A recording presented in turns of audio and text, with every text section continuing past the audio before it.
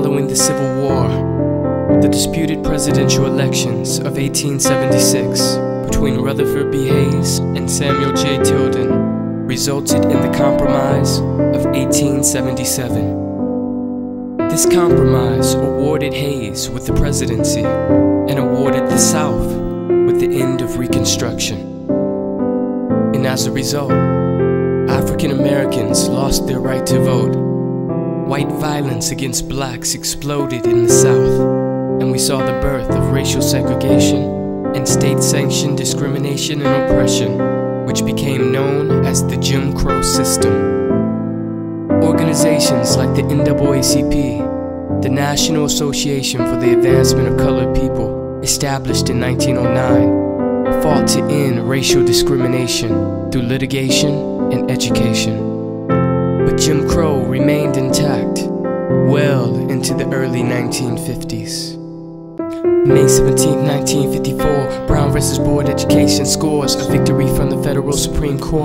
This ruling was so crucial, stating segregation in public schools as unconstitutional. This led to a new strategy of direct action launched in the streets. December 1st, 1955, the day some say the movement came alive. Rosa Parks, confronted by the police, refused to move from her bus seat. This little woman took a bold stance and chose jail over living as a second-class citizen. Hearing of this, the community organized and mobilized a boycott of the bus lines. 50,000 African Americans refused to use Montgomery's bus systems. Led by a young preacher named Martin King, they carpooled to work for the time being. The boycott lasted for about a year's time till a federal court desegregated bus lines. This victory, hard fought and bitter, made Martin King a national figure. 1957 in Little Rock, the Arkansas 9 faced a big shock. 9 African American students sued to integrate a school, but they couldn't. The governor called the National Guard to block them from entering the school halls.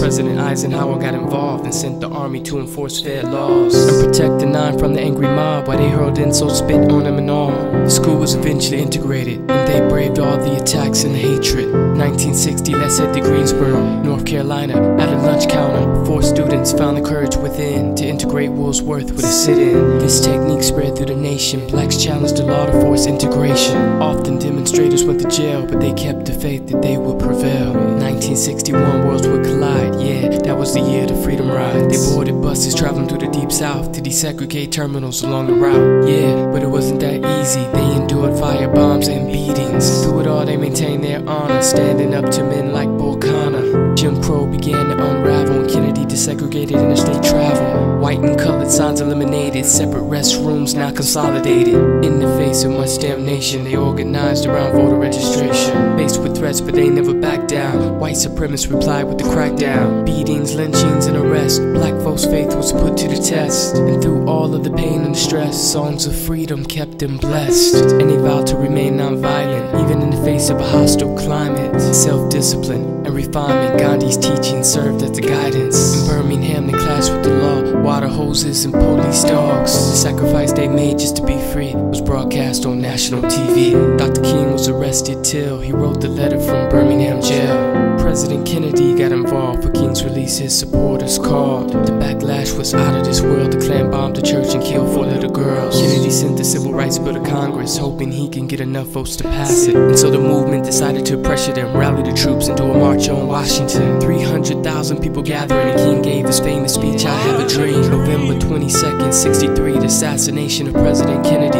The whole country mourned, and the hopes of getting the Civil Rights Bill passed was torn. Vice President Johnson now took power and got the bill passed in this crucial hour. 1964 was a good time. That was the year Jim Crow officially died, and the movement grew in size. Dr. King won the Nobel Prize at the young age of 35. It seemed that they had turned the tide. Blacks and whites and Jews united to work for justice and equal rights, and they established freedom schools and taught nonviolence as a tool to challenge all the unfair rules. In the Deep South, they had a mission to heal all the deep divisions, and Dr. King had a beautiful vision of a world that's filled with love, where black and white boys and girls will be judged not by the color of their skin or pedigree, but by the quality of their humanity. In 1965, we saw the signing of the Voting Rights Act into law. The political landscape of the South was changed because of the black vote turnout. Blacks throughout the nation were elected, and white supremacy was finally rejected. Some still held on to the hate that showed its head in 1968. Dr. King led a march down to Memphis. The Poor People's Campaign was the mission. While in town he spoke at a church gathering. There he gave the mountaintop sermon. April 4th, the day the whole world cried. That was the day Dr. Martin King died. An assassin's bullet took the life of the head of the civil rights movement. Yeah, and so it seems you can kill the dreamer, but you can't kill